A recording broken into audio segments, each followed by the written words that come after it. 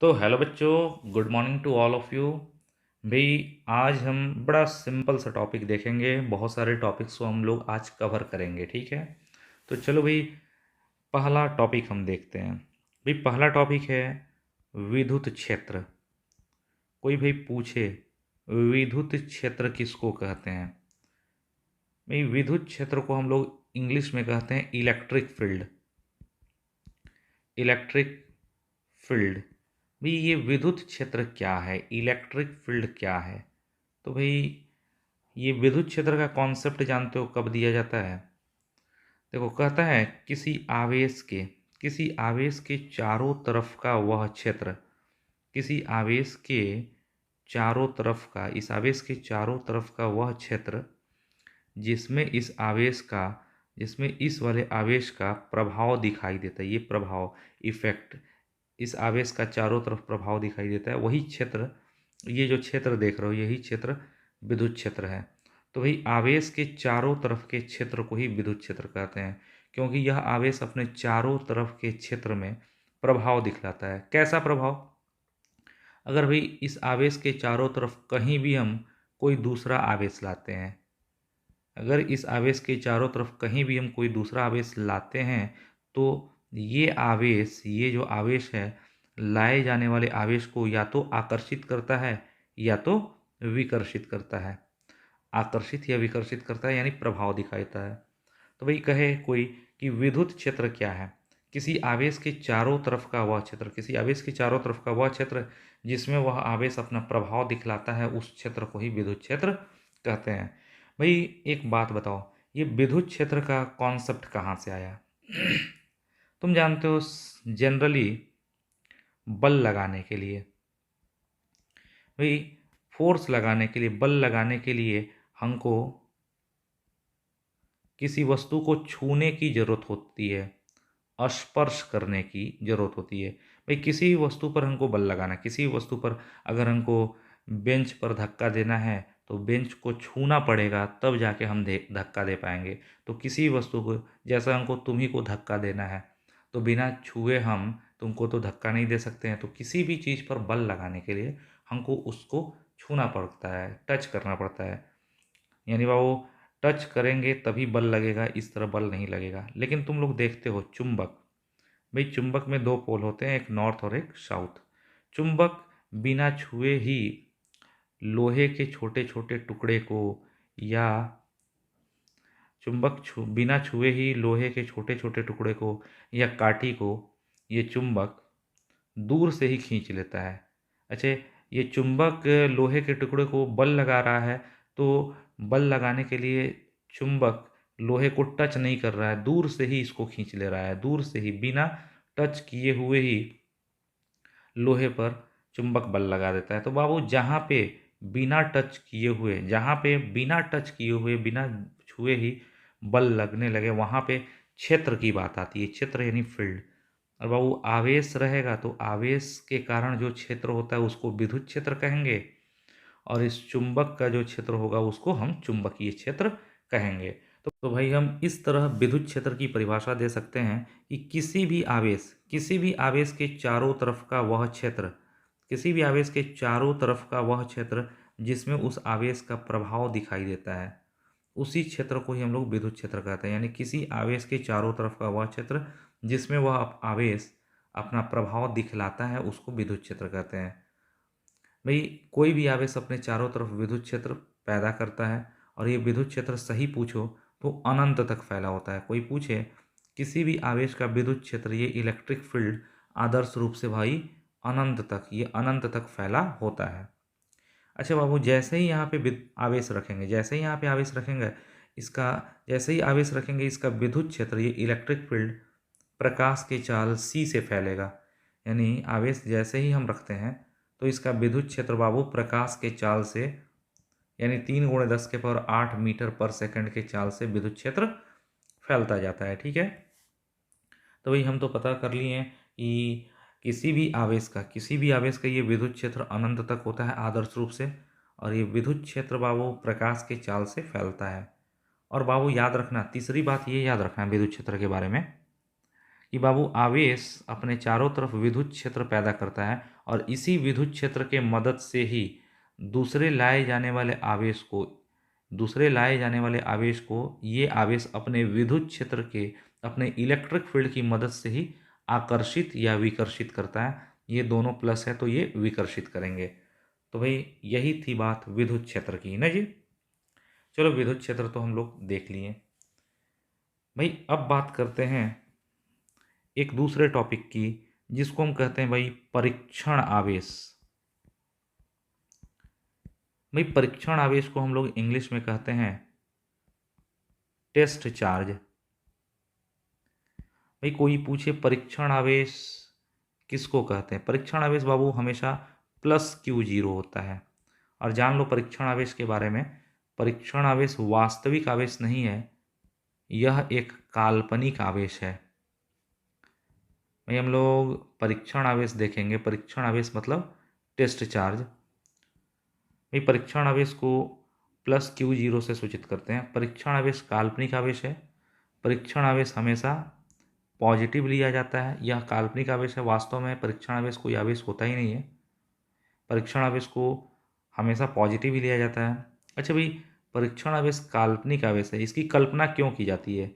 Electric field intensity ई, विद्युत क्षेत्र तीव्रता ई को परिभाषा देने के लिए, इलेक्ट्रिक फील्ड इंटेंसिटी की परिभाषा देने के लिए परीक्षण आवेश की कल्पना की जाती है।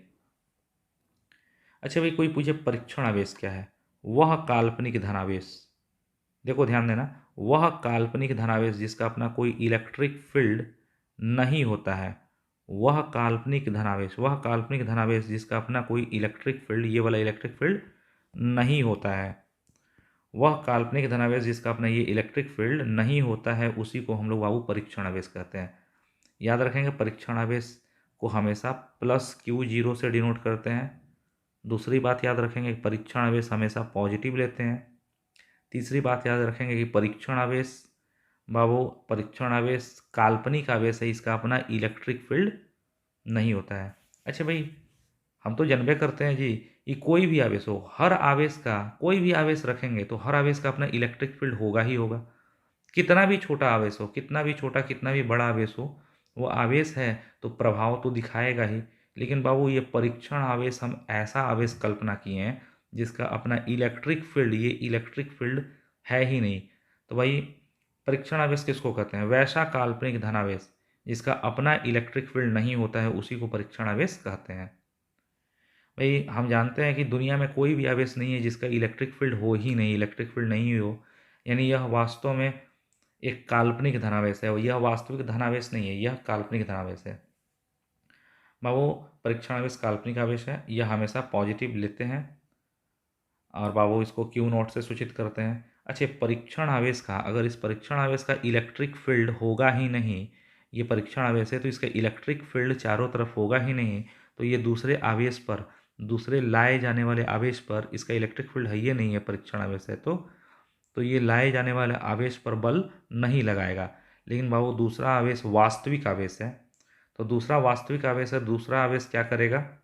ये तो वास्तविक है, तो दूसरा आवेश बाबू इस परीक्षण आवेश पर, दूसरा आवेश वास्तविक है तो इसका तो अपना इलेक्ट्रिक फील्ड है, तो अपने इलेक्ट्रिक फील्ड के मदद से दूसरा आवेश, ये वास्तविक आवेश है, तो अगर परीक्षण आवेश की बात की जाए तो परीक्षण आवेश का इलेक्ट्रिक फील्ड होता ही नहीं है, तो इलेक्ट्रिक फील्ड नहीं होगा तो परीक्षण आवेश दूसरा आवेश पर बल नहीं लगाएगा। लेकिन वास्तविक आवेश, कोई दूसरा आवेश जो है इसका इलेक्ट्रिक फील्ड है तो ये परीक्षण आवेश पर बल लगाएगा।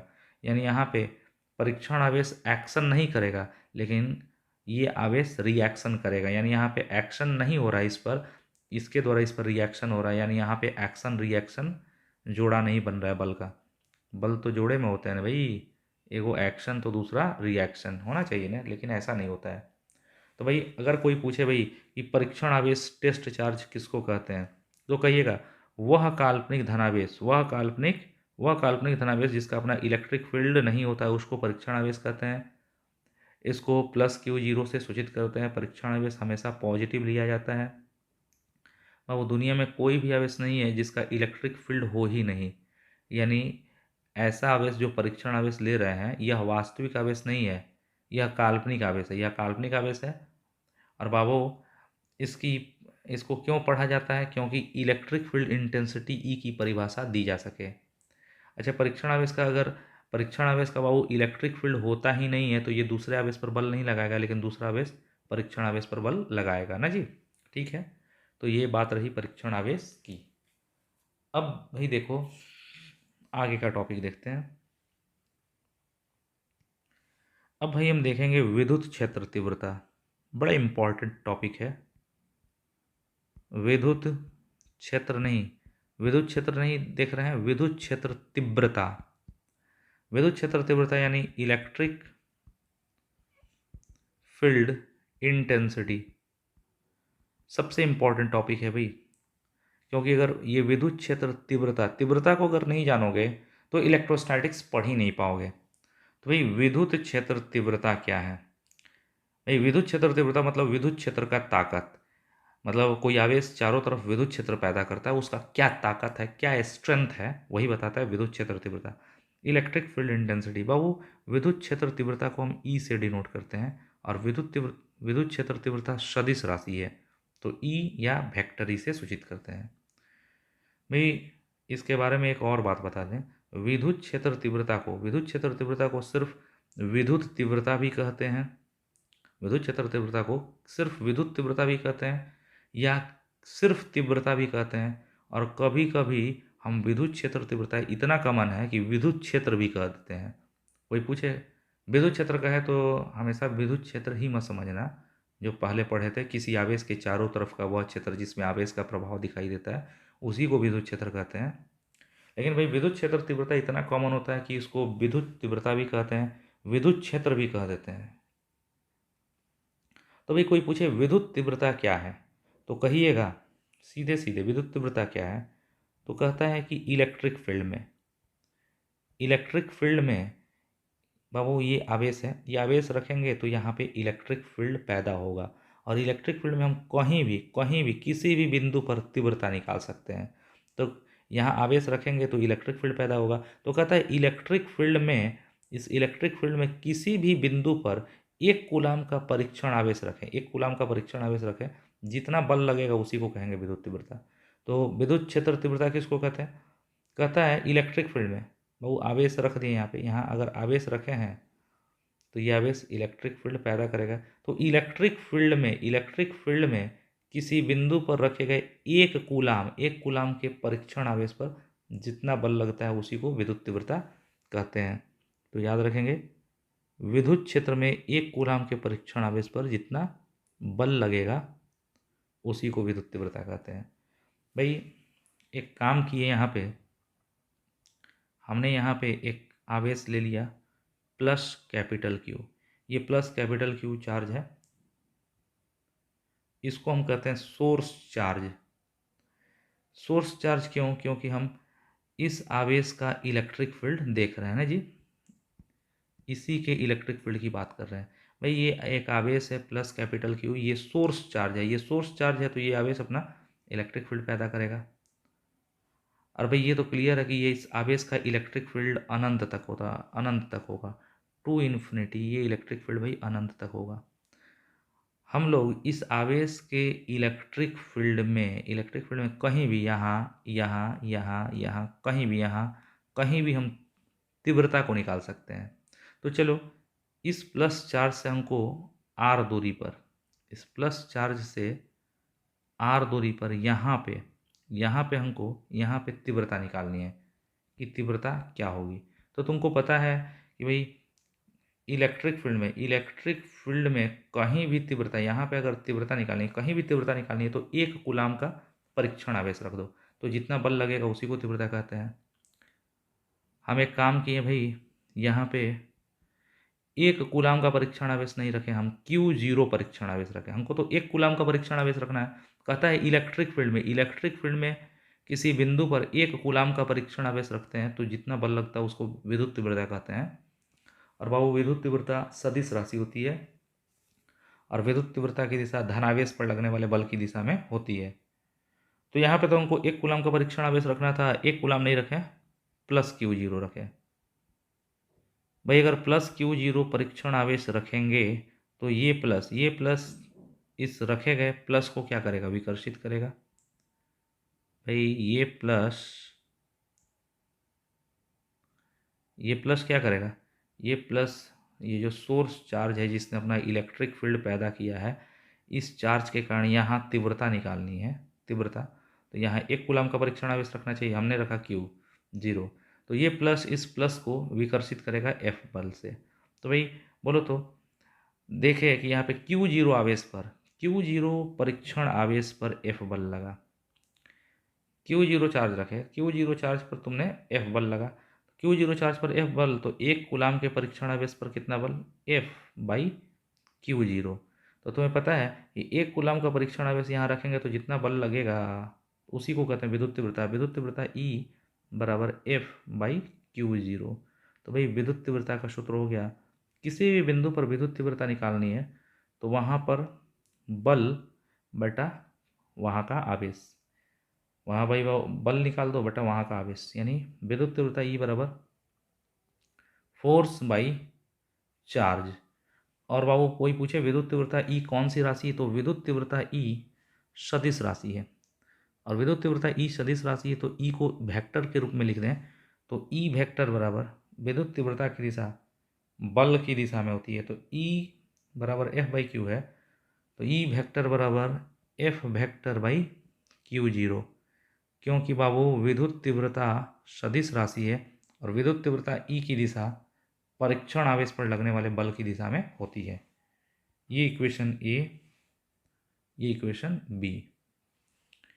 ये तो समझ में आ गया भाई। विद्युत तीव्रता का पहला सूत्र हो गया E बराबर F बाई Q0। अब और सूत्र निकालने जा रहे हैं। एक बात बताइए बाबू, E बराबर F बाई Q0 है, यहाँ पे F का मान क्या होगा, F का मान, F क्या है, इसके और इसके बीच, इसके बीच लगने वाला बल, और इसके और इसके बीच लगने वाला बल है F, और F का सूत्र क्या होता है, बट। हमें पता है बाबू दोनों आवेशों के बीच कैपिटल Q और Q0 के बीच जो बल होगा, बल F का सूत्र क्या होगा, F बराबर दो आवेशों के बीच बल होता है F बराबर 1/4 पे एप्सिलॉन 0 Q1 Q2। तो Q1 है पहला आवेश कैपिटल Q, दूसरा Q0, तो बल F बराबर होगा दोनों के बीच 1/4 पे एप्सिलॉन 0। कैपिटल Q ने लगाया स्मॉल Q0 पर, तो 1/4 pi epsilon 0 Q1 Q2 by R square, तो R का स्क्वायर। बल तो इतना होता है भाई, बल F का मान इतना होता है। यही मनवा यहाँ रख दो, यही बल यहाँ पे रख दो, तो तुमको विद्युत तीव्रता का दूसरा सूत्र मिलेगा। विद्युत तीव्रता E बराबर F बाई Q0। F का मान क्या है, विद्युत तीव्रता E बराबर बाबू E बराबर है F बाई Q0। F का मान क्या है, F का मान ये जो है रख दो 1/4 pi epsilon 0 Q into Q0 बटा R स्क्वायर, और बटा नीचे में क्या हो जाएगा, F का तो मान रखिए दिए बटा Q0, Q0 से Q0 कट जाएगा, तो विद्युत तीव्रता का सूत्र हो गया E बराबर, भाई विद्युत तीव्रता E बराबर हो गया 1/4 pi epsilon 0, 1/4 pi epsilon 0 Q by R square, Q by R square. तो कोई पूछ दे भाई विद्युत तीव्रता E क्या होता है, 1/4 pi epsilon 0 Q by R square.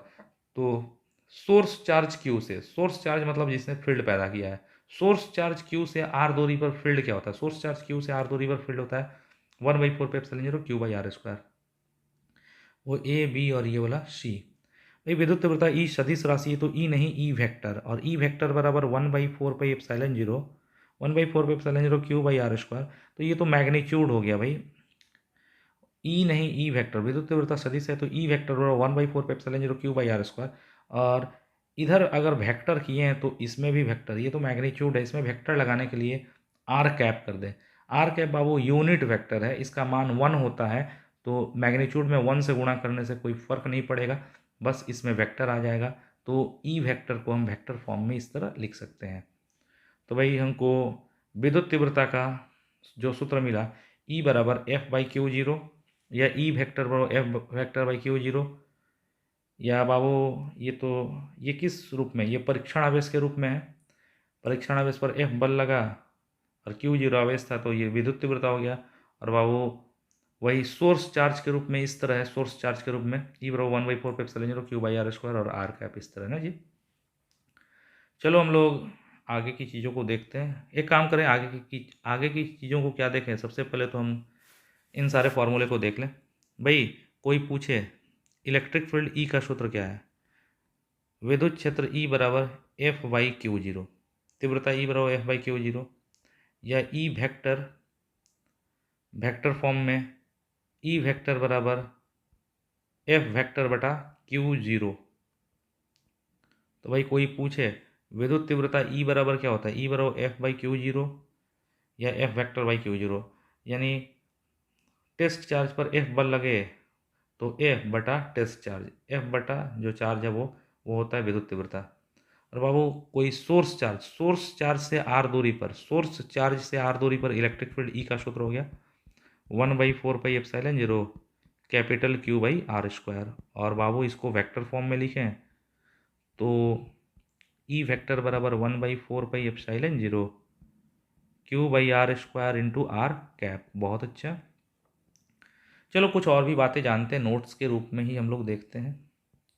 भाई पहला नोट्स देखिएगा, पहला नोट क्या कहता है। भाई पहला नोट है, अभी हमने देखा बाबू कि विद्युत तीव्रता ई बराबर एफ बाई क्यू जीरो, विद्युत तीव्रता ई बराबर एफ बाई क्यू जीरो। इसको कभी कभी हम लोग, ये फॉर्मूला तो नहीं अच्छा नहीं लगता है क्योंकि इसमें परीक्षण आवेश है।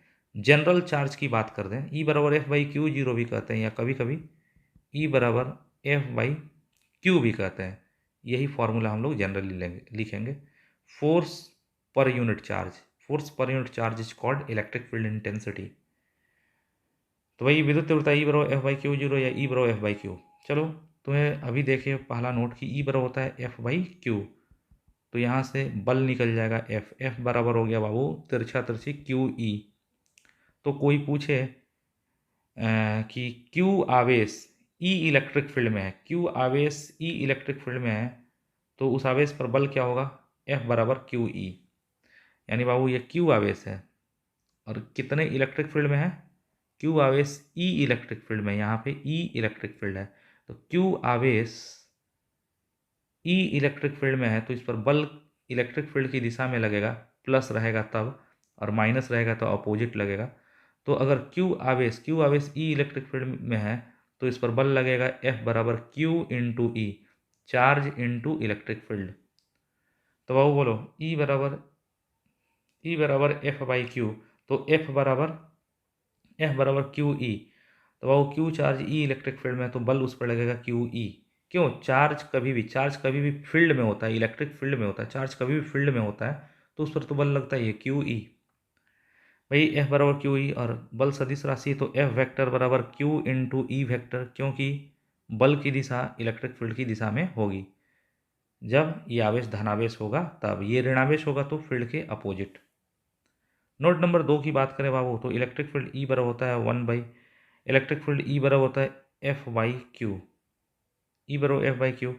एफ है बल का मात्रक न्यूटन, क्यू है आवेश का कूलाम।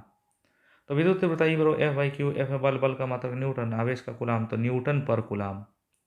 तो विद्युत तीव्रता का पहला मात्रक हो गया न्यूटन पर कूलाम।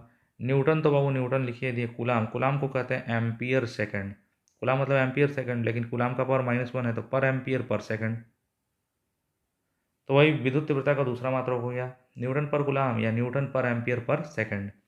तीसरा मात्रक भी निकाल दे रहा है। न्यूटन किसको कहते हैं भाई, ये अकेले न्यूटन कहते हैं बाबू, न्यूटन बल का मात्रक है, केजी मीटर पर सेकंड स्क्वायर। न्यूटन कहते हैं केजी मीटर पर सेकंड स्क्वायर, और फिर पर एम्पियर पर सेकंड स्क्वायर, और पर सेकंड स्क्वायर पर सेकंड मिला के पर सेकंड क्यूब। तो इसका तीसरा मात्रक मिल गया भाई केजी मीटर पर सेकंड क्यूब पर एम्पियर। तो भाई विद्युत तीव्रता ई बराबर एफ बाई क्यू, एफ है बल का न्यूटन बटा कूलाम, यानी न्यूटन पर कूलाम। तो विद्युत तीव्रता का मात्रक हुआ न्यूटन पर कूलाम या न्यूटन पर एम्पियर पर सेकंड या केजी मीटर पर सेकंड क्यूब पर एम्पियर। भाई ये तो समझ में आया। अब देखो भाई इसकी बीमा भी निकाल दें। तीसरा नोट, विद्युत तीव्रता ई की बीमा, विद्युत तीव्रता ई की बीमा अगर निकालोगे, ई की बीमा उसी से निकलेगा उसी तरह। तो ई की बीमा बराबर, इसका लास्ट मात्रक ये है ना, तो ई की बीमा बराबर केजी क्या है, केजी मास है तो मास की बीमा एम, मीटर लंबाई है एल, सेकंड टाइम है t-3, t⁻⁻3, A ampere a-1, तो विद्युत तीव्रता E की बीमा हो गई भाई mL-t-3 a-1। ये भी समझ में आता है भाई।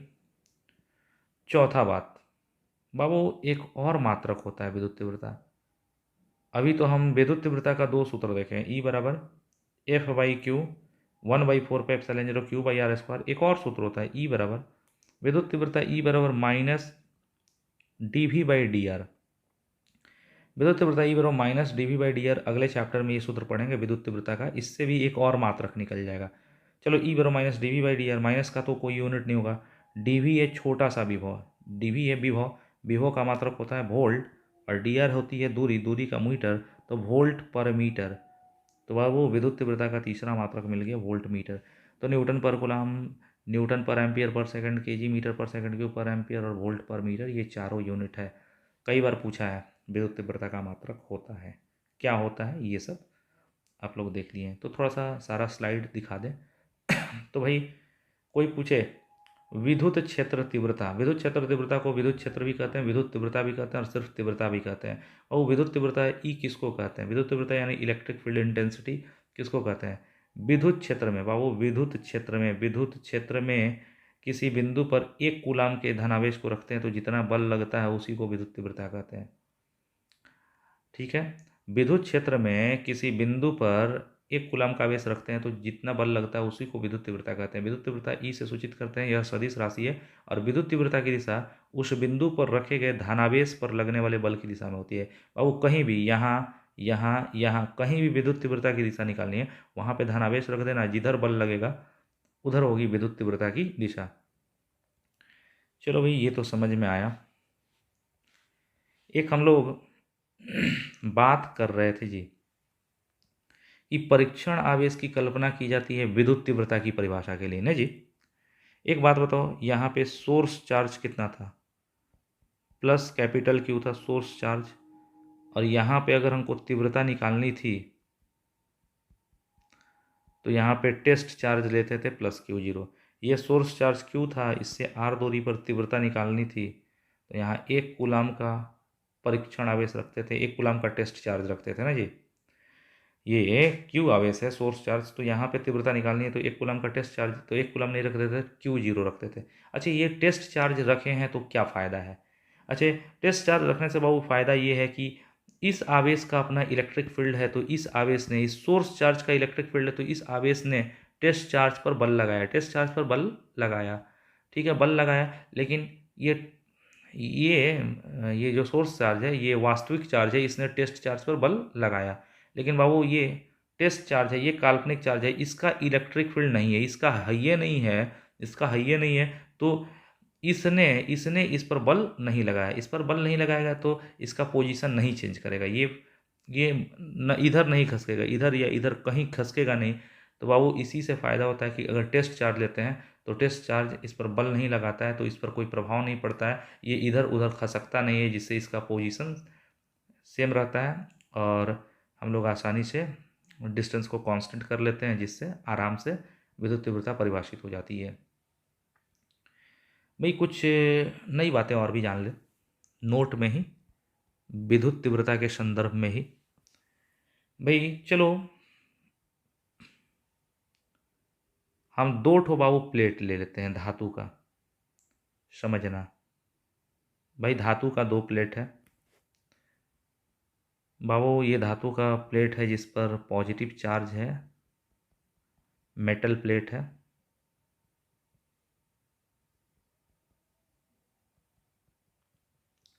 बाबू धातु का एक आयताकार प्लेट है जिस पर प्लस चार्ज है, और ऊपर जो प्लेट है ये भी आयताकार है, रेक्टेंगुलर प्लेट है, धातु के इस प्लेट पर माइनस चार्ज है। बाबू धातु के ये दोनों प्लेट पैरेलल रखे गए हैं, दोनों समानांतर रखे गए हैं, ये नीचे रखा गया है, ये ऊपर रखा गया है। अच्छा, अगर दो प्लेट हो, अगर प्लस हो और माइनस हो, तो दोनों प्लेटों के बीच, ये दोनों प्लेटों के बीच जो जगह दिख रहा है, ये प्लस प्लेट है, ये माइनस प्लेट है, कुछ दूरी पर है, गैपिंग है, तो बाबू दोनों प्लेटों के बीच, प्लस और माइनस के बीच एक इलेक्ट्रिक फील्ड पैदा होता है, और इलेक्ट्रिक फील्ड की दिशा हमेशा प्लस प्लेट से माइनस प्लेट की ओर होती है। तो भाई दो प्लेट रखेंगे, एक प्लस और एक माइनस, तो दोनों के चलते एक इलेक्ट्रिक फील्ड पैदा होगा। इलेक्ट्रिक फील्ड ई वेक्टर की दिशा किधर हुई?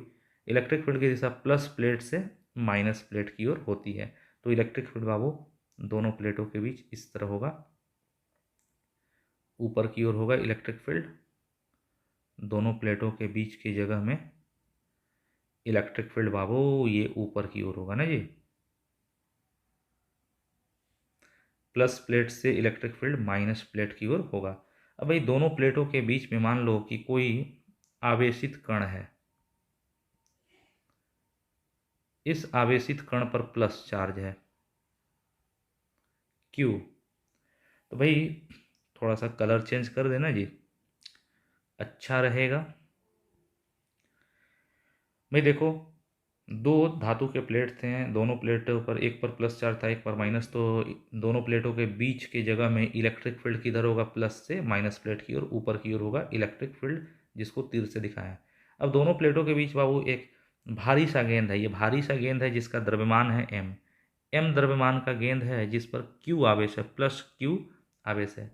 तो बाबू अगर दोनों प्लेटों के बीच हमको इस गेंद को ऐसा करना कि ये लटकने लगे एकदम, मतलब ये लटकने लगे मुक्त रूप से, न नीचे गिरे न ऊपर गिरे। अच्छा एक बात बताओ, अगर हम लोग दोनों प्लेटों के बीच में अगर हवा में इस गेंद को लेकर के छोड़ दे तो गेंद का भार किधर लगेगा? गेंद का भार लगेगा mg। नीचे गेंद है तो इस गेंद का भार बाबू, गेंद अपने भार mg से नीचे गिरना चाहेगा। लेकिन अगर हम गेंद पर प्लस चार्ज दे दें, अगर गेंद पर प्लस चार्ज दे देंगे तो गेंद जैसे ही नीचे आने का प्रयास करेगा तो नीचे का प्लेट क्या है? प्लस। तो ये प्लस प्लेट प्लस वाले गेंद को क्या करेगा? विकर्षित करेगा। क्या किए हैं हम? दोनों प्लेटों के बीच में गेंद को लटका के, संतुलन में एकदम लटका के रखना चाहते हैं। गेंदवा अपने भार के चलते, मतलब उसमें दोनों प्लेटों के बीच में हम गेंद को रख देना चाहते हैं, बस रख देना चाहते हैं और ऐसा रखना चाहते हैं कि वो लटकल रहे, ना नीचे जाए ना ऊपर जाए, कहीं ना जाए, वो संतुलन में रहे, लटकल रहे। तो भाई बताओ तो, ये गेंद है, गेंद का द्रव्यमान m है तो गेंद का भार mg किधर लगेगा? गेंद का भार mg लगेगा नीचे। तो भाई गेंद का भरवा तो mg नीचे लगेगा, तो ये अपने भरवा से किधर आना चाहेगा? ये तो अपने नीचे आना चाहेगा। लेकिन जैसे ही नीचे आने की कोशिश करेगा तो नीचे का प्लेट प्लस है, तो प्लस प्लेट क्या करेगा? इस प्लस वाले चार्ज को, प्लस प्लस को विकर्षित करेगा, ठेलेगा। तो जैसे ही ये प्लस की ओर गिरना चाहेगा तो ये प्लस इसको ठेलेगा। तो इस प्लेट के चलते, इस प्लस वाले प्लेट के चलते ये ठेला रहा है ऊपर ना जी। उसी तरह एक और प्लेट है, ये माइनस, ऊपर का प्लेट माइनस है। माइनस क्या करेगा? इस प्लस वाले गोले को, ये माइनस प्लेट फिर से ऊपर खींचना चाहेगा। तो भाई अगर इस गोले पर, अगर इस गेंद पर बाबू कोई चार्जे नहीं रहता, अगर गेंद पर चार्ज नहीं रहता तो गेंद अपने भार mg के चलते नीचे गिर जाता। लेकिन गोले पर अगर गेंद पर प्लस चार्ज दे रही है तो प्लस चार्ज जैसे ही नीचे गिरेगा तो ये प्लस बाबू विकर्षित करके ऊपर ठेलने का प्रयास करेगा। ये पहला प्लेट बाबू विकर्षित करके ऊपर ठेलने का प्रयास करेगा और माइनस प्लेट इसको ऊपर खींच करके ऊपर संतुलित करने का प्रयास करेगा। तो बाबू अगर इसका भार देखो तो इसका भार mg लगेगा नीचे, और इलेक्ट्रिक फील्ड E है और इसका आवेश Q है। तो इस पर चूंकि इलेक्ट्रिक फील्ड ऊपर है, ऊपर की दिशा में है, तो दोनों प्लेट के चलते ऊपर की ओर बल लगेगा प्लस QE या QE बल लगेगा। क्यों? Q आवेश है, E इलेक्ट्रिक फील्ड में है, तो तुम पढ़े हो E बराबर होता है F/Q। तो F बराबर क्या हो जाएगा? F बराबर QE। तो बाबू इस गेंद का भार तो mg नीचे लगेगा, लेकिन इस गेंद पर QE बल ऊपर की ओर लगेगा। क्यों? प्लस वाला प्लेट भी ऊपर ठेलेगा, माइनस वाला भी ऊपर खींचेगा, तो QE बल ऊपर लगेगा। अच्छा एक छोटा सा बात बताओ, ये जो mg बल है इसका भार mg ज़्यादा हो और QE कम हो, बाबू अगर ये भार ज़्यादा हो QE कम हो तो ये गेंद नीचे गिरने लगेगा। अगर QE ज़्यादा हो जाए, भार कम रहे तो ये गेंद ऊपर जाएगा। ये बाबू लोहे का गेंद कब बीच में लटकल रहेगा, एकदम लटकल रहेगा, ना ऊपर ना नीचे। कब? जितना इसका भार mg लग रहा है, जितना इसका भार mg नीचे लग रहा है उतना ही ऊपर की ओर QE लगे। तो बाबू संतुलन के लिए लिख सकते हैं, संतुलन के लिए बाबू गेंद दोनों प्लेटों के बीच लटकल रहे, गेंद दोनों प्लेटों के बीच लटकल रहे, ना नीचे गिरे ना ऊपर गिरे। तो संतुलन के लिए, लटकने के लिए बाबू mg, जितना भार mg नीचे लग रहा है बराबर QE, यानी जितना बल एम जी नीचे उतना ही क्यू ई ऊपर। संतुलन के लिए एम जी बराबर क्यू ई। तो हमसे यहाँ बाबू क्यू निकाल सकते हैं। तो क्यू बराबर क्या हो जाएगा, क्यू बराबर एम जी बाई ई।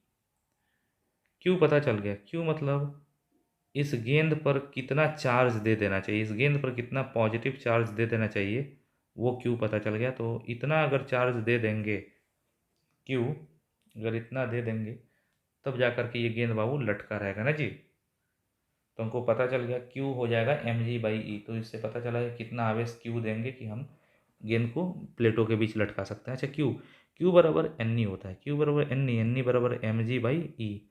तो यहाँ से तुम एन निकाल दो, तो एन बराबर हो जाएगा एम जी बाई ई ई। और यहाँ ये पहला सूत्र था, ये दूसरा सूत्र। दूसरा सूत्र एन क्या है, एन बाबू नंबर ऑफ इलेक्ट्रॉन्स है, यानी ये इस वस्तु में से कितने इलेक्ट्रॉन्स हटा दें, कितने इलेक्ट्रॉन्स इसमें से हटा दें कि इस वस्तु पर उतना आवेश आ जाए, इतना आवेश आ जाए क्यू कि वो संतुलन में लटका रहे। ठीक है, तो हमको क्यू भी मिल गया, क्यू बराबर एम जी बाई क्यू, यानी कितना आवेश गोले पर होना चाहिए और बाबू ताकि वो संतुलन में लटका रहे। और दूसरा चीज़ मिल गया कि कितना इलेक्ट्रॉन्स गोले से निकाल लेना चाहिए, कितना नंबर ऑफ इलेक्ट्रॉन्स निकाल लेना चाहिए ताकि प्लेटों के बीच संतुलन में हो।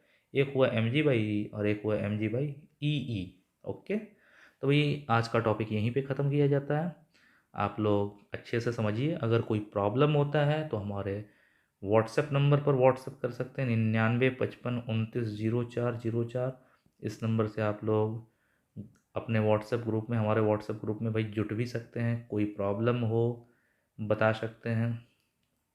और भाई एक बात और भी कहेंगे, आप लोग हमारे व्हाट्सएप ग्रुप में बहुत सारे जितने भी बच्चे ट्वेल्थ के आपके टच में हैं, सारे बच्चों को आप ऐड करते जाइए। हम आपको व्हाट्सएप ग्रुप का एक नया ग्रुप बना रहे हैं, उस ग्रुप का लिंक भेज देंगे। ठीक है, और उस लिंक को आप लोग, उस लिंक से आप लोग ज्वाइन मत कीजिए होइएगा भाई, उस लिंक से आप लोग ज्वाइन मत होइएगा, क्योंकि तो आप लोग तो ऑलरेडी ज्वाइन हैं। आप उस लिंक को शेयर करिए दूसरे बच्चों को, ताकि दूसरे बच्चे जो ट्वेल्थ में पढ़ते हैं वो लोग ज्वाइन हो पाएँ। Okay okay, thank you, good night, जय हिंद।